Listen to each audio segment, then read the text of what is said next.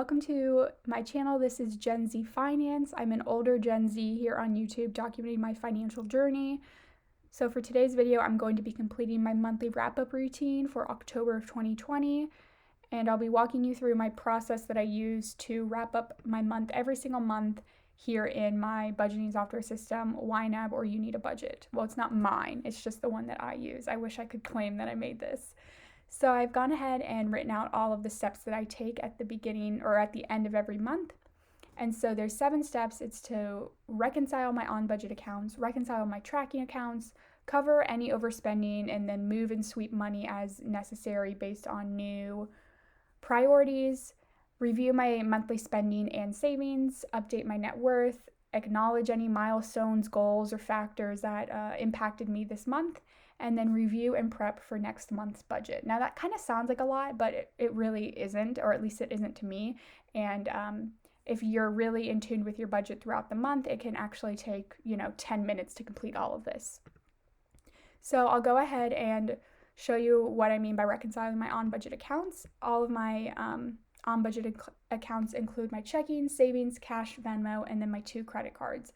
Now, just for the sake of time, I've already gone ahead and reconciled all of my accounts except for my Discover credit card, but my checking, savings, all of these are reconciled, and so I've entered all of my transactions for the month in and made sure that the balances reflected in YNAB are actually true to what the balance is in real life on these accounts.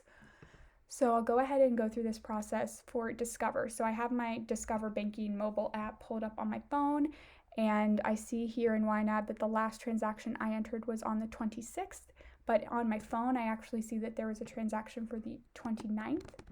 The payee was Amazon. The category was electronics. For the memo, it was a keyboard cover for my new MacBook, which I am currently filming on, and then it was $12.95. So I'll go ahead and save that transaction. It did clear, and then I'll come up to this reconcile button and say, is the current account balance $305.61? It is. So that is always step 1, just going through all of my on-budget accounts and making sure everything is good. It usually doesn't take me long because I'm pretty good at entering transactions as I make them or throughout the week and updating them. So at the end of the month, it doesn't take me long at all. So the next step is doing the same thing, but for my tracking accounts.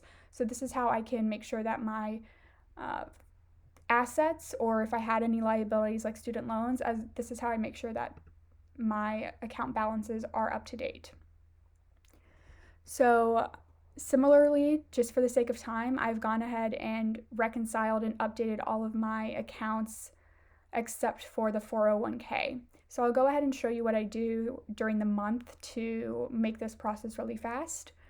I contribute to my 401k every other Friday just based on my paycheck. Like that's when my paychecks are, and my company will go ahead and deduct this on my behalf and send it over, and it gets automatically invested on my behalf. So I have a scheduled transaction for this, and you can see it's repeating every other week.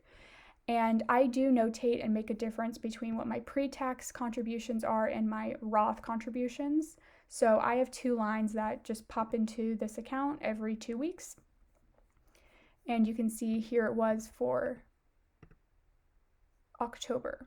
So now what I need to do is record either the loss or gain that happened in the account this month just due to the market. So the payee, or the date, will be today, the last day of October. The payee will be the market. And I did unfortunately have a loss this month, so I do a little loss and a frowny face. And I'm going to take the current amount that is in YNAB, which is the $6,734.50, and subtract that from what is actually showing in my 401k balance at this time. So that was $6,635.31. And then YNAB automatically does the math for me. So even though I contributed, $876.92 this month, at the end of the day, I lost $99.19 just due to market fluctuations. So at the end of October, my current balance in my 401k is $6,635.31. So this account is now reconciled. So like I said, I do that through all of my investment accounts, and it's pretty easy if you have scheduled transactions set to just notate, what your weekly or bi-weekly or whatever that frequency of your contributions are throughout the month. It's pretty easy to let YNAB do the math between what's currently in your YNAB account versus what is showing on your actual investment account balance. So let's go back to the budget and see. So we've completed step 1, and then I'll just copy this check mark, and completed step 2. So step 3 is to cover any overspending in my budget and then move and sweep money as necessary or as I see fit. So I'm just going to do a quick visual glance, and I'm looking in this available column for any orange or red bubbles. So I don't have any overspending, which means I either stuck really well within my budget or I just covered the overspending as it happened in the month.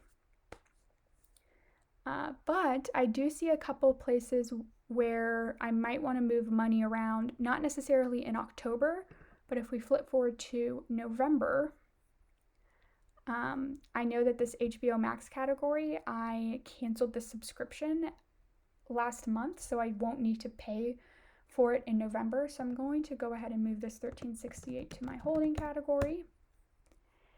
And then since I did not spend any money on gas in October, I have $200 available to spend in November, and I don't need this much money in my gas category. I only ever need $120. So I'm going to go ahead and move $80 of this gas again to holding. So then I'm just going to do a quick glance down my budget lines again and make sure everything is good. And that $93.68 that's in this holding category is what was just moved from the HBO account and the gas category account. So that was just extra money I didn't need for the month. So flipping back to October, this has been completed. So the fourth step is to review monthly spending and savings. So since we're on my budget screen, we can go ahead and look at my savings. So for this month, I was able to put $1,400 or $1,451 away into my savings, and that's not including, my sinking funds. So $109 went to my emergency fund, and then $500 went to my medical deductible categories. So that's good. $400 went to my new car, and then I was able to put $442 into this holding category, which means at the end of the year, I will kind of take this money out and pay myself a little bit of a bonus, or however it works in your brain. It's just money that I don't need at the second, and I'm going to give myself some time to kind of figure out a better way to use it. So make sure that you're subscribed if you want to see that video where I finally budget out this end of year paycheck. That will definitely be coming in December.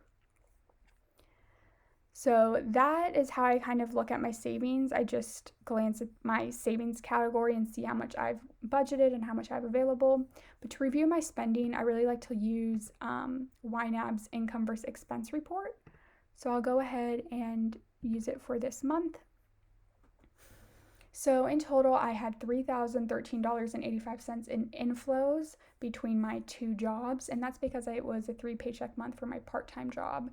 And then for my full-time employer, I just got my normal paychecks. So I spent $400 in household bills like I do every month that I just send to my mom. So that was good. For subscriptions, I'm actually really proud. I only spent $10.98, and that's because, like I said, I got rid of HBO Max, which definitely, helps keep my monthly subscription costs low. And then I didn't have any yearly subscriptions come up this month. In monthly varied, I had some spending, but most of the spending I've already talked about, and I'll link a video up here for you to watch. It was during my mid-month check-in for October, so if you want to know more about the spending, you can go ahead and watch that video. I won't repeat too much of myself just for time's sake, but I think I already talked about all of the spending except potentially, I did buy some stickers from Redbubble because I have a new computer, which means I have a new case to go over my computer, which means I need stickers to cover my case with. I love decorating my computer cases with like a whole bunch of stickers and just really showing people what my interests are and what TV shows I love and all of that. So, and I'm extra excited because I bought a YNAB sticker during the YNAB swag sale, which means I can put a YNAB sticker on my laptop, and like that's like the best thing ever for me. So I did want to mention I did spend quite a bit, almost $36 on stickers, but I also got 24 stickers or something crazy like that. I went a little overboard, but that's an expense that rarely happens. So I had to give myself some choices with which stickers exactly I was going to put on my computer. And then all of this sinking fund spending, I've already talked about. The big thing is my MacBook and my electronics, and then just buying things, computer case, keyboard cover for that MacBook. And I'll be going over the total cost of my MacBook probably next month because I have yet to trade in my old MacBook. And that trade-in should get me anywhere from like $250 to $300 back.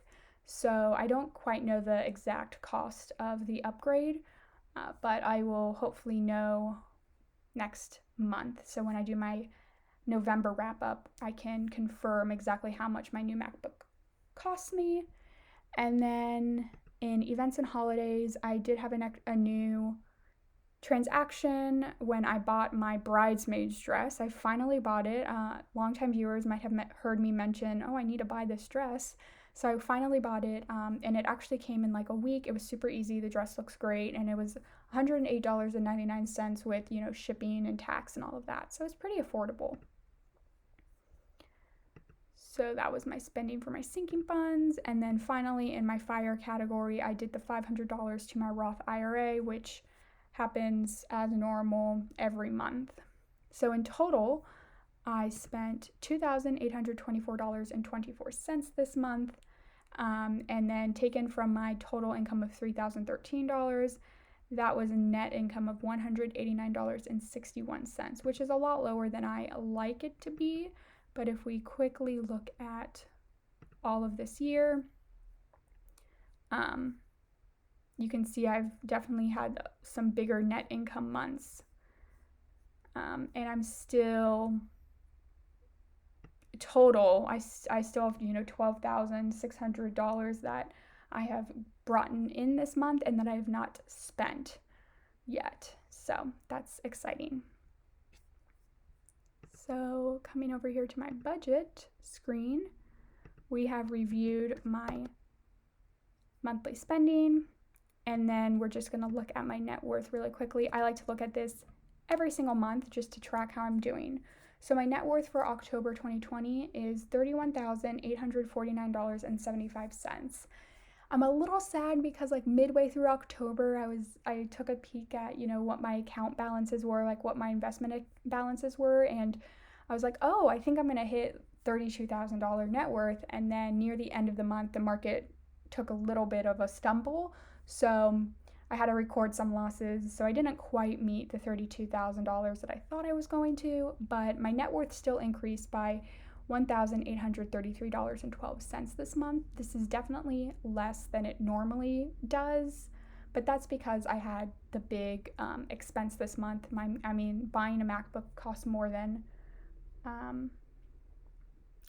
one of my net paychecks that I receive. So that definitely limited how much my net worth was really going to be able to grow, because it just limited the cash that I had on hand. So that explains that, and it's not too bad.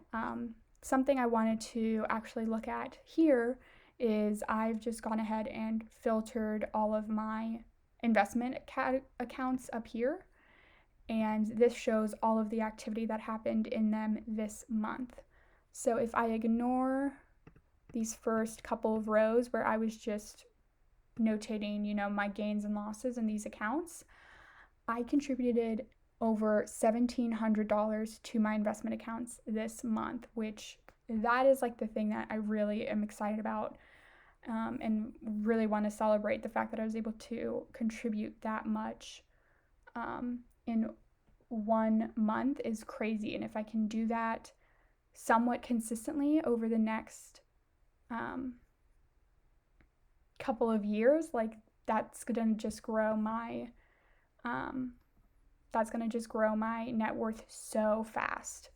So that's exciting. And then when I take into account, my gains and losses for the month, it was more like $1,600 that my investment accounts really grew this month. So that's how I just look at my net worth and update it. I do more deep dives into my net worth and and my progress on my net worth quarterly, and then at the end of the year, I'll really look at all my accomplishments with that. Okay, so now it's just time to acknowledge any milestones, goals, and factors. So the way I like to do this is actually in these monthly notes sections. So like I said, bought new MacBook, and it was, I think, around $1,550, so that definitely impacted my finances this month. We said contributed $1,700 to investments, so that's definitely a milestone that I want to notate. And let's see, the other thing I think I want to mention is bought bridesmaid dress. So even though that was a relatively low cost, or low cost in my overall spend, it was something that I needed to do for months, and it's something that's really important to my sister's wedding, so I'm going to count that as a win for myself. So we'll mark that as done, which just leaves us with step 7, which is to review next month's budget. So I'll go ahead and delete this out just to keep my goals there, and then we'll flip forward into November. So this should go pretty fast. Things are pretty steady, I think, in my budget for now. In November, I have my monthly bills to my mom, and those should be as normal. Subscriptions, I should just have my Kindle Unlimited and Apple Storage this month, and because I don't have any yearly subscriptions. Monthly varied, I actually might be spend some money on gas this month, but I actually won't be spending it out of my gas category. I'm going to be visiting one of my best friends and driving down to see her, so I will actually be tracking any spending attributed to that travel in my travel fund line right here. So any gas that I need to buy will be actually coming out of my travel fund. So I don't think I'll actually need to spend any money out of gas this month either. In dining out, I have $58.03 available.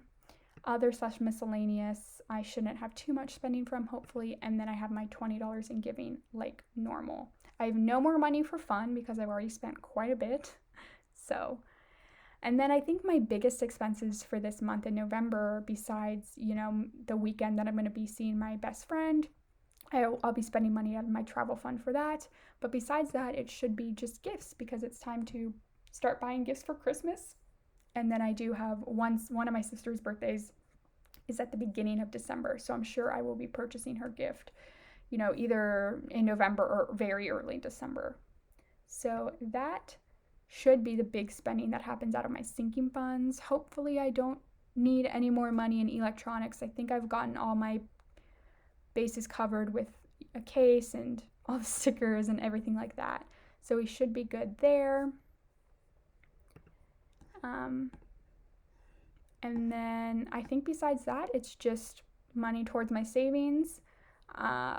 I think I will be putting, like I said, okay, so in October I put $1,400. It should be around there somewhere. It might be a little less, just depending on how much I have extra every paycheck to put into my holding category. And then I will be putting the $450 like normal into my Roth IRA, and that will leave me the $500 I need by the end of the month to invest.